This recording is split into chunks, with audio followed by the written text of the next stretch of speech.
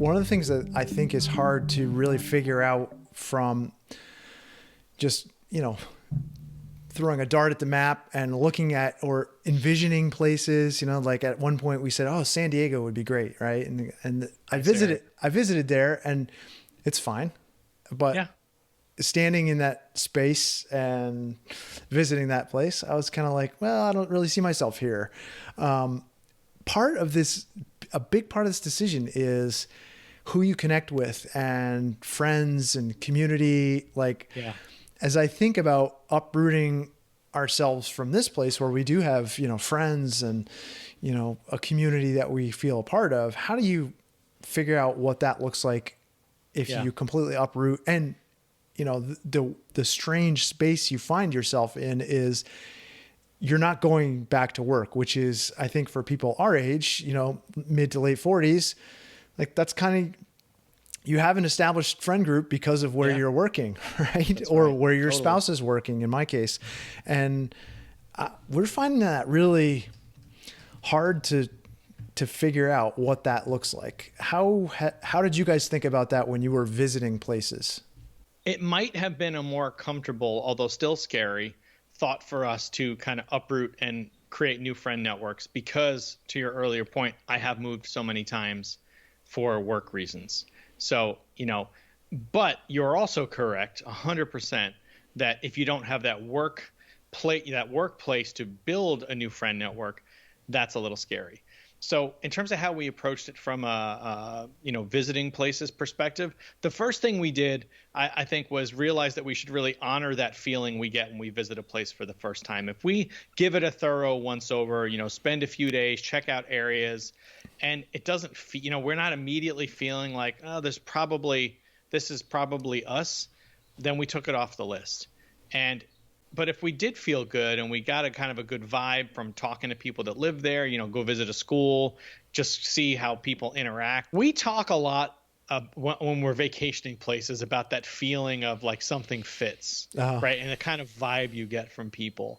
And I think one of the things that made the area we landed in just fit really well is, well, there's a couple things. Just kind of the way that people seemed pretty down to earth.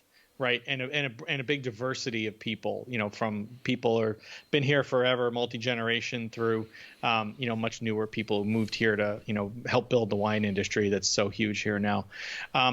The other thing I think that we think a lot about is from like a activities and hobbies perspective. And I'll just pick on a couple simple ones and maybe a little greedily things that I really care about.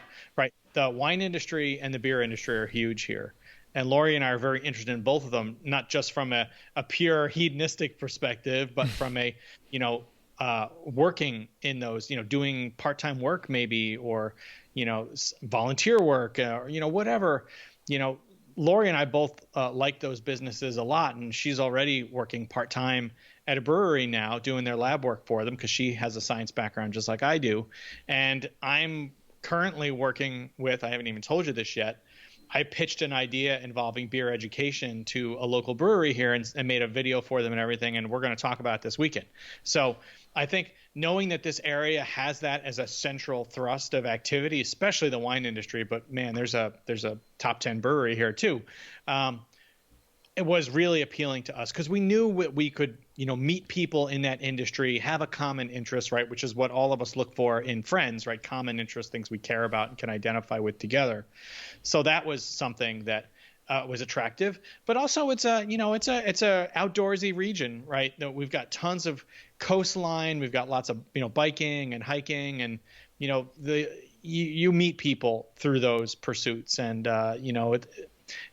we had a feeling from the start that those things that we cared an awful lot about, basically is what I'm trying to say, we weren't going to have a problem finding people who shared those interests, even if they didn't live on our street, in our town, no problem at all. Yeah. So, well, I'll see. It'll be interesting to hear Laura comment on that because I think any place you live, if you're threading into an established community, like it's hard. It's just naturally harder to, forge friendships and so definitely look for common interests. Like, one of the things I was thinking was, okay, are there places that have like big FI communities or something like that? Because that seems like a natural fit. And also perhaps a group of people who are similar in age, you know, and not that age has to correlate exactly, but you know, sometimes that's a helpful sort of entree point of making friends, you know, shared pasts and, you know, common histories. But anyway. For sure. Well, you know, and I think the other thing I would throw in there is sometimes you got to like take a step to create a nucleus that a friend group can build around. So, you know, sharing, you know, for us, and this is going to come back to beer again, right? But it's also something really important to Lori and I, right? We've both been brewing 20, 25 years. Just sharing beer with a couple of people on our block created an opportunity to not just talk about that, but I'm going to be, you know, brewing beer with one of the guys pretty soon. We talked about having a bottle share when we were at a winery with somebody who we're now friendly with.